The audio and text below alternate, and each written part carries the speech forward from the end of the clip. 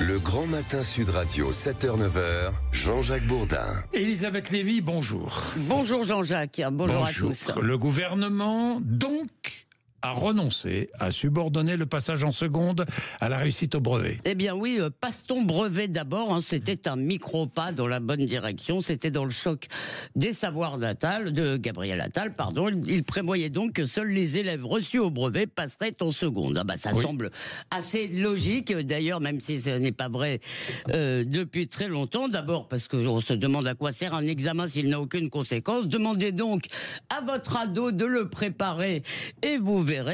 Et deuxièmement, on connaît, je reviens dessus toujours, mais le niveau dramatique des élèves français est largement lié, on le sait, à l'absence de sélection et de contrôle des connaissances. Et ça devrait préoccuper tout le monde. Donc, Madame Jeunetet avait renvoyé déjà l'application de cette mesure à 2027. Et Elisabeth Borne recule et enrobe cette reculade de belle démagogie. Je fais confiance aux profs et aux professeurs et au conseil des classes. C'est eux qui décident du passage en seconde, et elle promet bien sûr de nouvelles usines à gaz pour soutenir les élèves qui justement auraient un problème. Alors le résultat en fait c'est qu'on pourra toujours, comme c'est le cas depuis très longtemps, arriver en terminale et même obtenir le bac sans maîtriser un français basique ou une histoire basique ou des maths basiques. Vous voyez ce que je veux dire. Alors quant à construire des centrales nucléaires ou les intelligences artificielles de demain, j'ai un léger doute. Alors tout ça, eh bien, ça devrait vraiment être l'obsession de tous, la mère des batailles, parce que sauf révolution scolaire, sauf révolution éducative, eh bien, la France de demain sera hors course, sans parler au plan individuel de tous ces jeunes gâchés qui n'ont plus le moyen de penser leur vie et le monde, et des plus brillants, bien sûr, qui partent à l'étranger, soucieux de trouver un environnement plus stimulant. Alors en réalité, tout le monde sait ce qu'il faut faire, restaurer l'exigence, la méritocratie, la sélection, mettre au centre du système les savoirs et non pas l'ego narcissique des élèves. Ego narcissique, c'est redondant, pardon. Alors pourquoi cette reculade et comment l'expliquer ?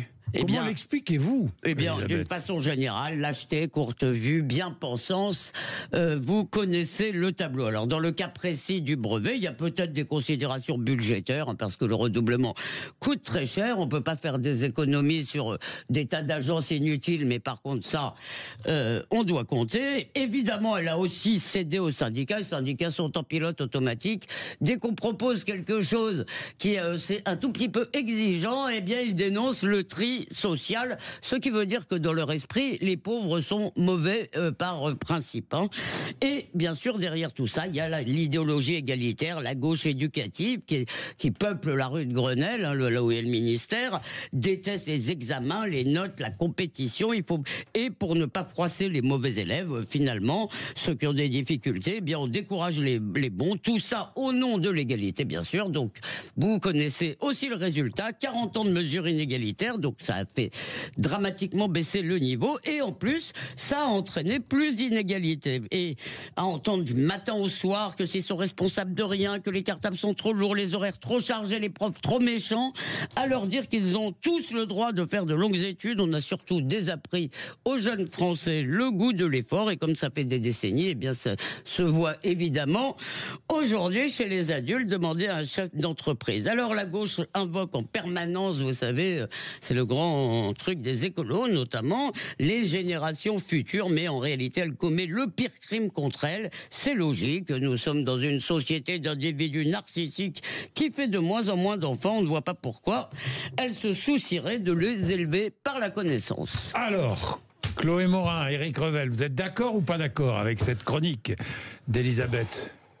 Moi sur le fond j'ai rien à ajouter, mais je pense quand même aux profs. Oui. Parce que à chaque fois, si vous voulez, et là Dieu sait qu'en ce moment il y a un turnover important à la direction du ministère de l'Éducation nationale. À chaque fois, en fait, on leur met en place des trucs qui sont balayé d'un revers de main par le suivant ou par la suivante.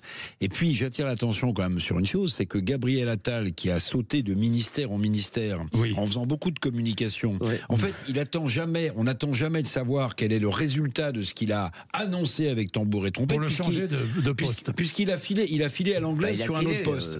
Donc si vous voulez, en réalité là, ce qu'il avait mis en place, que moi je trouvais très judicieux.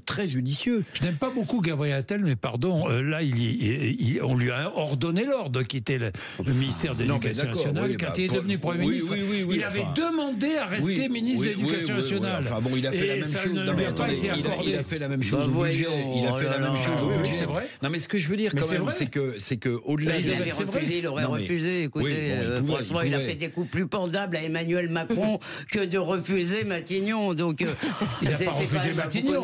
Il avait, quand Emmanuel Macron lui a proposé Matignon, il a demandé à Emmanuel Macron de rester aussi ministre de l'Éducation nationale. Oui, c'est vrai. Non, mais et après, il a dit, attendez, pardon, et après, il a fait des pieds et des mains pour que ce soit une ataliste qui arrive rue de Grenelle, alors qu'elle n'y connaissait strictement rien, qui est, à mon avis, le signe que Gabriel Attal se fiche de l'éducation comme du tiers et du quart. La seule chose qui l'intéresse, c'est Gabriel Attal.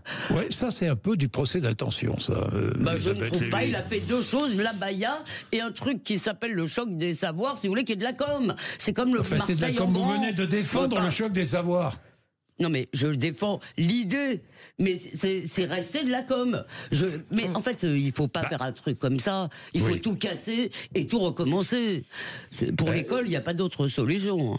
Alors, ce qui est fascinant en fait en matière d'éducation nationale, mais c'est dans le prolongement de ce que disait Éric, c'est que en fait on ne prend jamais le temps d'évaluer ce que les uns et les autres font, donc on ne sait pas ce qui marche. Et donc vous avez la gauche qui vous dit ah mais non, mais si les résultats se dégradent, c'est parce que la droite a appliqué sa politique. La droite qui vous dit si les résultats se dégradent, c'est parce que la gauche a appliqué sa politique. Et franchement, moi je suis pas une spécialiste de l'éducation nationale, j'y comprends plus rien. C'est la même politique. Dans tous les cas, les très bons élèves resteront très bons élèves et les autres, on les abandonne. Non, mais ils resteront pas très bons élèves dans l'éducation nationale. C'est ça le problème, c'est qu'on est en train, le bateau coule. Enfin, 20% des adultes français ne savent pas maîtriser un texte correct. Le bateau coule pour beaucoup, mais l'élite restera l'élite. Elisabeth. Mais bien sûr, mais ce que je vous dis, je vous parle du bateau de l'éducation nationale. L'élite est de moins en moins modeste qui en souffre. Bien sûr, mais l'élite est de moins en moins dans l'éducation nationale. Enfin, l'élite de gauche, Jean-Jacques, met souvent à bas bruit ses enfants dans l'école privée. À l'école privée. Hein. Non, mais c'est ce que je dis. Bon, donc, si vous voulez, officiellement, politiquement, ils défendent leurs enfants aussi. Non, oui, non, mais je veux dire, ils défendent l'éducation nationale, etc. Mais en réalité, pour leur bien personnel, ils passent au travers des mailles du filet. Faut le dire quand même. C'est vrai. Non mais écoutez, maintenant que le bateau coule, c'est une évidence. Mais qui a envie cette idée d'égalitarisme est insupportable. Mais surtout Elisabeth avait raison de le rappeler. Ça s'est accru. C'est-à-dire qu'au nom de l'éducation nationale, on vous expliquait depuis des décennies, et c'est normal que l'éducation nationale réduisait la fracture inégalitaire en France, et elle n'a cessé que de se creuser. Avec des mesures égalitaires. Bien sûr. Avec des mesures qui disent pas une tête ne dépasse, surtout qu'il ne faut pas que les bons soient trop bons. Mais enfin, on a découragé les bons élèves dans ce pays. 8h21.